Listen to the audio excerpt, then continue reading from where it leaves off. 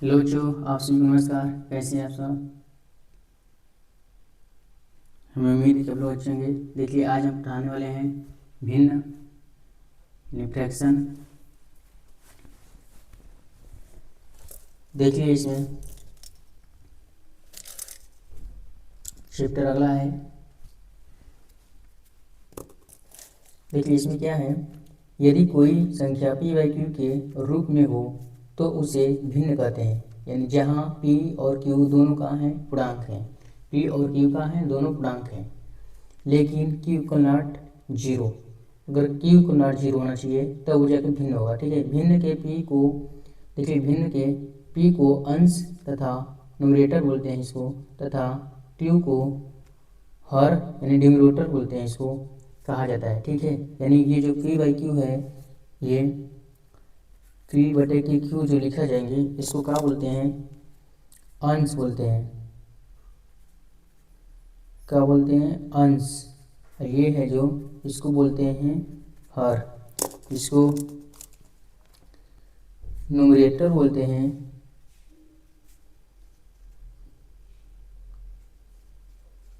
और इसको डिनोमिनेटर बोलते हैं, डिनोमिनेटर। ठीक है, ये देखिए भिन्न किस प्रकार के लिखे जाते हैं, तो देखिए ये इस रूप में होना चाहिए। तो यहाँ पर देखिए, जैसे हम लिख सकते हैं इसमें, यहाँ पर जैसे 3/5, 4/7। ठीक है, ये देखिए कहाँ है, p बाई क्यू के रूप में होना चाहिए, p बाई क्यू के रूप में है, अंश बटे हर के रूप में है, अंश बटे हर के ही रूप में होना चाहिए, अंश बटे हर के रूप में है, तो ये भिन्न है।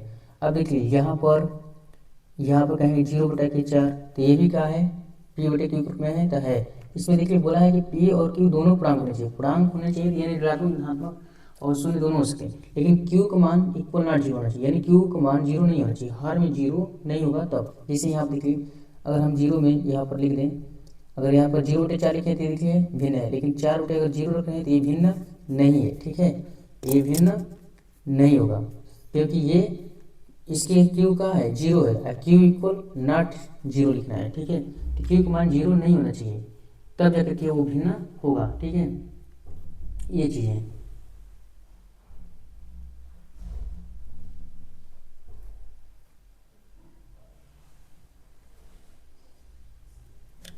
अब देखिए, तो इस तरह कर रहेंगे तो वो क्या होंगे, यहाँ पर हम 6 भी कर देंगे तो वो भी क्या है, भिन्न है, p बाई क्यू के रूप में है। अब इसके देखिए अंश में है 6, लेकिन हर में कुछ नहीं है तो क्या है, 1 है, तो ये क्या है, अंश बटे हर के रूप में है, तो ये भी क्या है, p बाई क्यू के रूप में है, तो ये भी भिन्न है। ठीक है, इस तरह रहेंगे तो भिन्न कराएंगे। ठीक है, तो ये चीज़ें। अब देखिए यहाँ पर कुछ महत्वपूर्ण है। देखिए इसमें क्या है, इम्पोर्टेंट चीज़ ये है, इसमें बताया गया है कि देखिए किसी भिन्न के अंश तथा हर में एक ही संख्या से गुणा या भाग करने पर उस भिन्न का मान नहीं बदलता है। देखिए इसमें ये चीज़ मालूम होना चाहिए आपको कि देखिए अगर कोई संख्या हम ले रहे हैं, जहाँ पर जैसे दिखा रहे हैं, ठीक है, जैसे यहाँ पर हम दिखा रहे हैं, ठीक है, जैसे अगर कोई हम भिन्न ले रहे हैं, जैसे यहाँ पर हम 4/6 ले लिए। ठीक है, अब इसमें हमें क्या करना है, इसमें 3 का गुणा करा देना है, यहाँ पर 7 ले रहे हैं। ठीक है,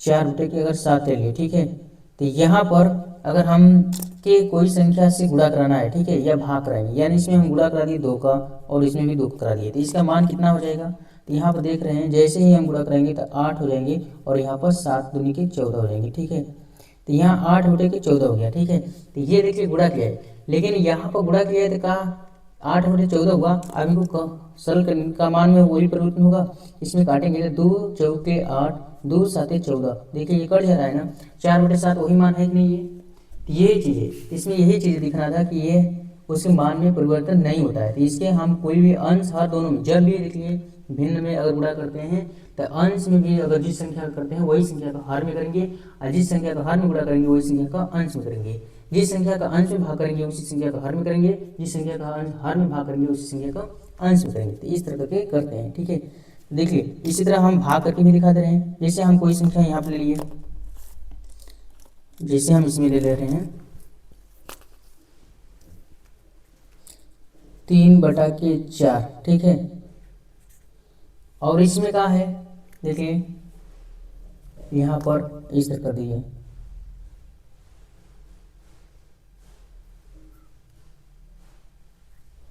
तो इसमें देखिए क्या है, जिस संख्या का भाग इसमें करेंगे उसी संख्या को उसमें भी भाग कराएंगे, ठीक है। जैसे हम इसमें 2 का भाग करा दिए, ठीक है,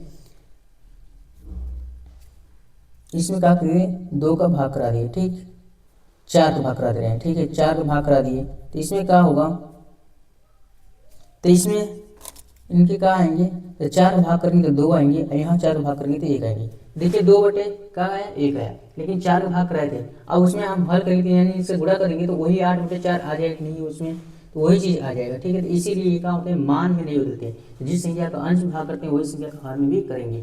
तो ये या आपको पता होना चाहिए, किसी भी अंश या तथा हर में एक ही संख्या से गुणा या भाग करने पर उस भिन्न का मान बदलता नहीं है, ठीक है। अब देखिए नीचे का है, किसी भिन्न को पूर्ण लघुकृत तब कहा जाता है जब अंश एवं हर में कोई उभयनिष्ठ अपवर्तक नहीं।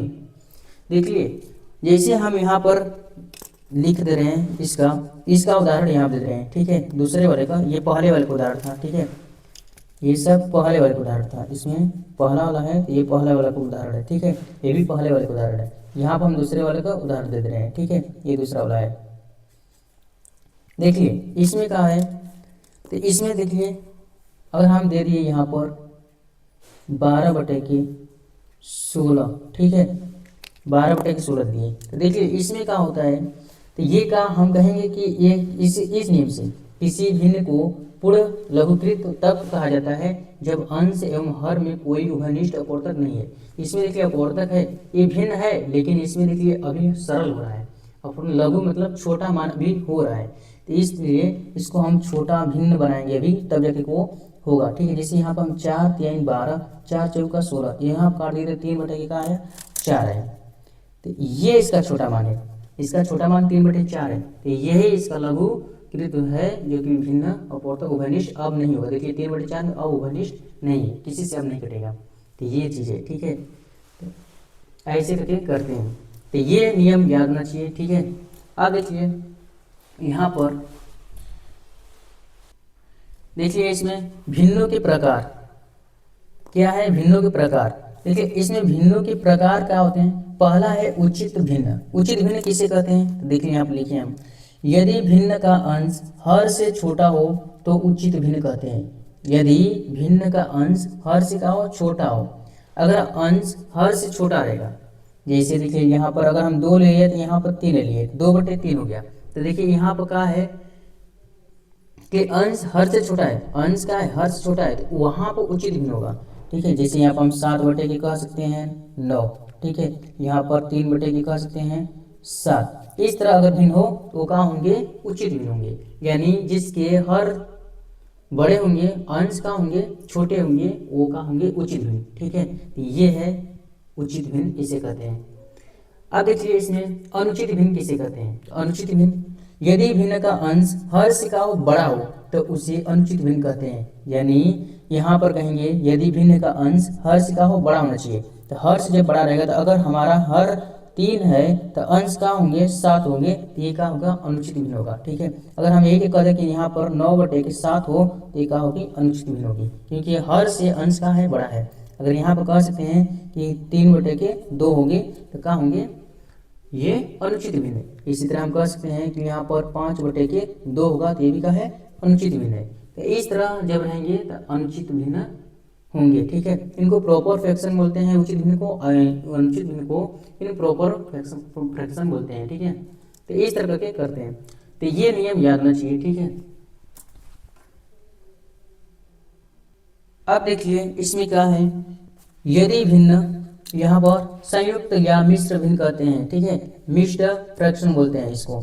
यदि भिन्न का एक पूर्णांक तथा भिन्न से मिलकर के बनी हो तो उसे संयुक्त भिन्न कहते हैं। देखिए इसमें क्या होता है, एक पूर्णांक होना चाहिए और एक भिन्न होना चाहिए, वो दोनों को मिला करके बनाते हैं तो वही क्या होता है, संयुक्त भिन्न होता है। अब पूर्णांक किसे कहते हैं, तो अब देखिए पूर्णांक वो होते हैं जिससे हम पीछे सब बता चुके हैं, प्राकृतिक संख्या और या धनात्मक संख्या कहें उसको, और ऋणात्मक वो और शून्य को सम्मिलित करने पर जो संख्या प्राप्त होती है उसे पूर्णांक कहते हैं। तो यहाँ पर वो होती है, तो इसमें क्या करेंगे, एक पूर्णांक संख्या जोड़ेंगे और एक क्या जोड़ेंगे, इसमें फ्रैक्शन वाला जोड़ेंगे, यानी इसको एक पूर्ण संख्या लिखिए, इसमें ले लिए हम, ठीक है, इसमें एक का हो गया, एक पूर्ण संख्या ले लिए और इसमें से एक का कर दिए, इसको मिला दिए, इस तरह भिन्न संख्या को एक का कर दिए, भिन्न संख्या को ले रहे हैं। तो यहाँ पर तो इन्हीं को मिलाकर जो बनाते हैं तो इनको हम ऐसे कर सकते हैं 4 सही 2/3। तो यही इसको बोले जाएंगे संयुक्त भिन्न या मिश्र भिन्न बोलते हैं, ठीक है। इसी को जो बोले जाएंगे 4 सही 2/3 है, इसको क्या बोले जाएंगे, मिश्र भिन्न बोले जाएंगे। इसी तरह सब ऐसे होते हैं 5/4 लिख सकते हैं, और इसमें और लिख सकते हैं 8/6, 8 सही 6/7 लिख सकते हैं। इस तरह सही रूप में हों तो क्या होते हैं, संयुक्त मिश्र भिन्न कहलाते हैं, ठीक है। तो ये चीज़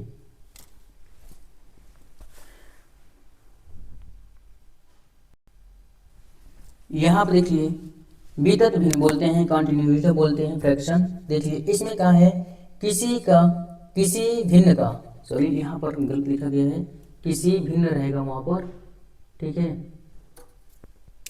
यहाँ पर हम लिख दे रहे हैं, ये जो है इसमें किसी भिन्न रहेगा, ठीक है।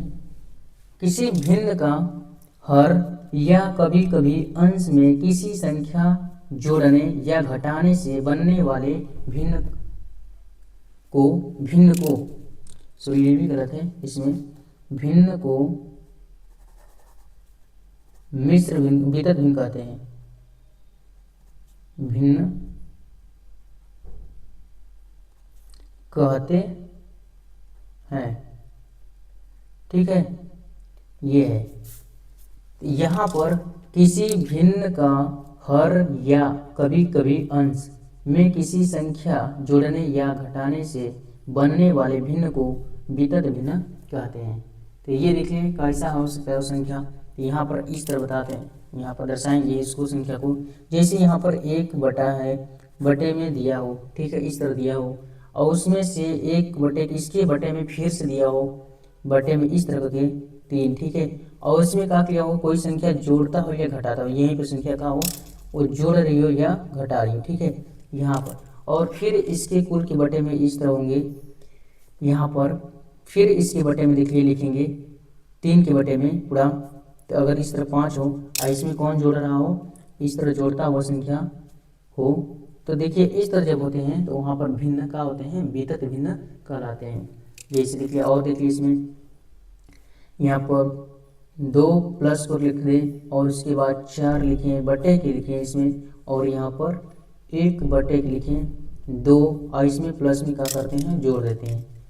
प्लस में कोई जोड़ता हो या फिर घटाता हो तो इस तरह का भिन्न होते हैं, क्या होते हैं, वितत भिन्न होते हैं, ठीक है।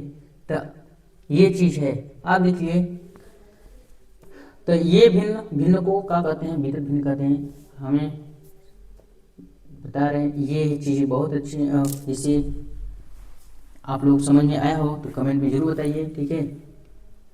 हमें उम्मीद है कि आप लोग बहुत अच्छे समझ में आया होगा। तो अगर जो क्लास अच्छी लगी हो तो कमेंट में जरूर बताइए, और इस चैनल को सब्सक्राइब कीजिए और लाइक कीजिए, ठीक है।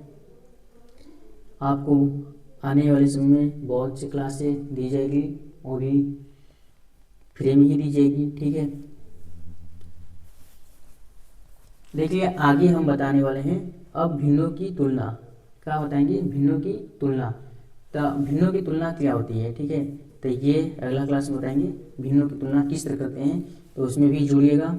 उसमें सभी भिन्नों को हर अंश हो और हर बराबर होके, यानी हर को बराबर करके, अंश को बराबर करके, ऐसे करके सब बताएंगे, ठीक है उसमें।